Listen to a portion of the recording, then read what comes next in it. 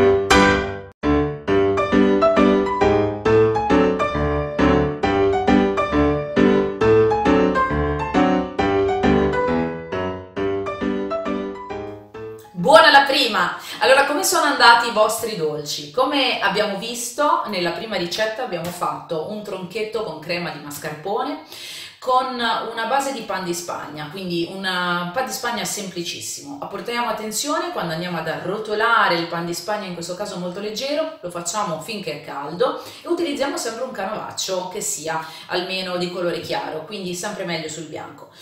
E poi abbiamo fatto lo strudel al cioccolato, o se vogliamo chiamarlo il ciambellone al cioccolato, ed è straordinario vedere come diverse dosi degli stessi ingredienti vanno a trasformare quello che stiamo creando e quindi ad ottenere un diverso risultato. In questo caso abbiamo visto due rotoli farciti dolci e abbiamo ottenuto due ricette diverse. Quindi seguire i video non serve solo per avere la ricetta già pronta e quindi seguire i diversi passaggi, ma anche imparare poi a stimolare la nostra creatività conoscendo proprio gli ingredienti e quindi gli alimenti, e quindi poi imparare piano piano a come dosarli anche sentendoli al tatto, l'impasto va sentito, manipolato, quindi ci rendiamo conto della densità, in maniera che poi possiamo riuscire a fare delle nostre ricette o comunque personalizzarle.